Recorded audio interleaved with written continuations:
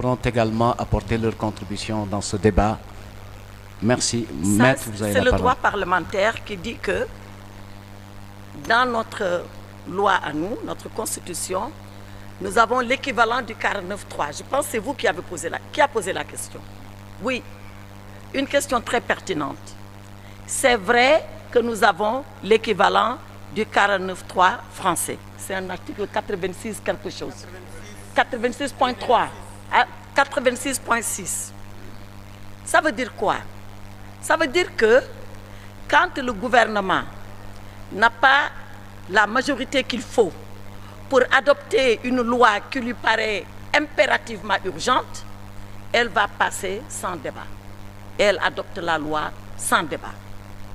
Il y a cela au Sénégal. Mais est-ce que cela permet au régime actuel, au gouvernement actuel, pour le vote de la loi de finances 2025, d'utiliser le 86.6? Je pense que non.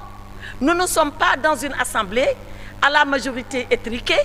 Nous ne sommes pas dans une assemblée d'apprentis, comme Abdou l'a dit, pour bloquer le débat budgétaire et empêcher le vote de la loi de finances. Nous sommes des députés responsables, consciencieux de notre devoir et pour la plupart du temps, des députés qui connaissent le fonctionnement de l'institution parlementaire.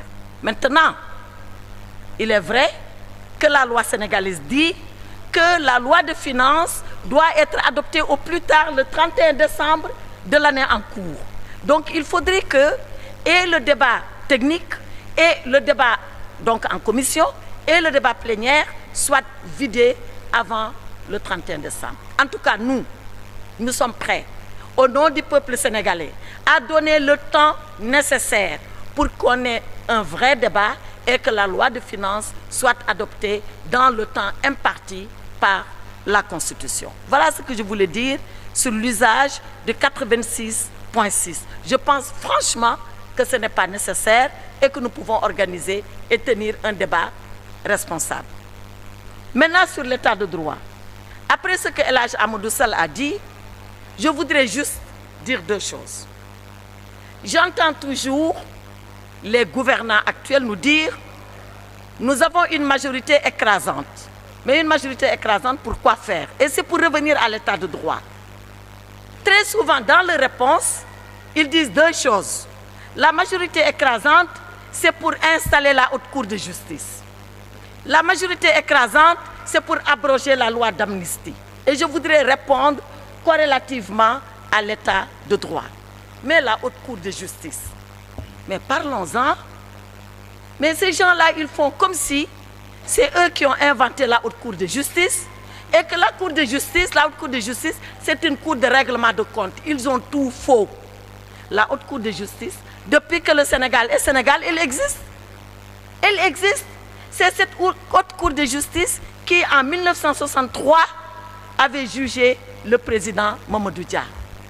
Donc la haute cour de justice, ce n'est pas une nouveauté au Sénégal. Si maintenant c'est pour nous faire du khokatal, ils peuvent s'amuser à ce jeu-là. Mais ça ne passera pas. Parce que dans la haute cour de justice, qu'est-ce qu'il y a? Il y a la cour, il y a la justice. Et pourquoi elle est haute? Elle est haute parce qu'elle juge le président de la République, elle juge le Premier ministre, elle juge les ministres pour les actes commis dans leur fonction de Premier ministre et de ministre. Mais elle est composée de magistrats, des cours et tribunaux. D'ailleurs, celui qui préside la haute cour, c'est le premier président de la Cour suprême.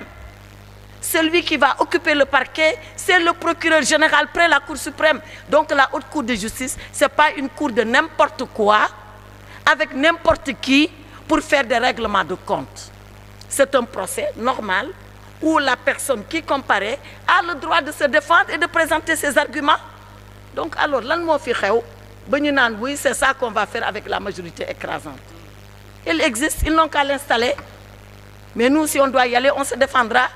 Et les juges vont nous juger. C'est vrai, elle a la particularité qu'il y a des députés qui la composent. Mais elle a la garantie qu'il y a des magistrats de l'ordre judiciaire qui ont prêté serment, qui ne sont pas partisans, qui vont examiner le dossier contradictoirement et le juger. Donc, ay waxu haute cour de justice daal su fekkee ni looloo tax ñu am majorité écrasante kon nañ delluwaat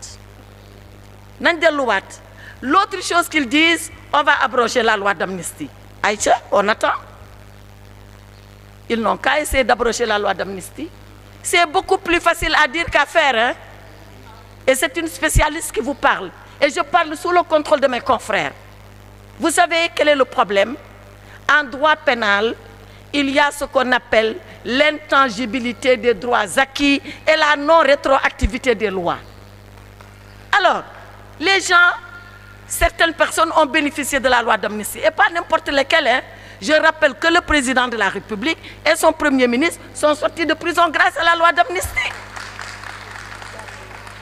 Alors, la non-rétroactivité des lois permet que la loi qui abroge la loi d'amnistie ou ne permet pas que la loi qui abroge la loi d'amnistie fasse rétroagir et aller chercher des actes qui sont couverts par la loi d'amnistie. C'est un débat sérieux. Il ne faut pas qu'on s'amuse avec ça. Parce que nous amuser avec ça veut dire que le Sénégal, justement, ne sera plus un état de droit. Nous amuser avec ça veut dire qu'on va ramener notre régime à un régime naka-naka où on peut faire n'importe quoi seulement parce qu'on a une majorité soi-disant écrasante à l'Assemblée nationale. La majorité écrasante à l'Assemblée nationale, elle doit s'occuper des préoccupations des Sénégalais. Il faut que ça soit clair. On n'a pas peur d'aborder ces débats-là. On n'en a pas peur, s'il vous plaît. On va épuiser ce débat jusqu'au bout, mais par des professionnels. Que n'importe qui ne se réveille pas en disant, moi, je vais demander qu'on abroge la loi d'amnistie. Tout le monde est juriste, tout le monde est juge, tout le monde est avocat. Ce n'est pas possible, il faut l'arrêter. Et comme je dis, si vraiment l'ambition de cette majorité écrasante, c'est d'installer la haute cour de justice qui existe déjà, qui a toujours existé, c'est d'abroger la loi sur l'amnistie, ce qui, par certains aspects, est impossible en droit pénal, alors la déception sera grande pour le peuple sénégalais. Ils n'ont pas été élus pour ça. Vous faites que dans le quand le peuple sénégalais n'a pas pour sénité. Voilà ce que je voulais dire sur l'état de droit, en rappelant encore les principes de cet état et en priant, en souhaitant très sincèrement qu'on ne s'amuse pas avec le principe de droit seulement parce qu'on a une majorité écrasante. Je vous remercie. Merci beaucoup. Seydou. Oui, donc on me demande... Wow, on va engager la partie en Wolof, mais Abdoumbo voudrait un petit complément sur l'article 86.6 et peut-être après lui, Mayoro dira un petit mot. Ensuite, on va passer à la partie en Wolof. Voilà, merci beaucoup. Je voudrais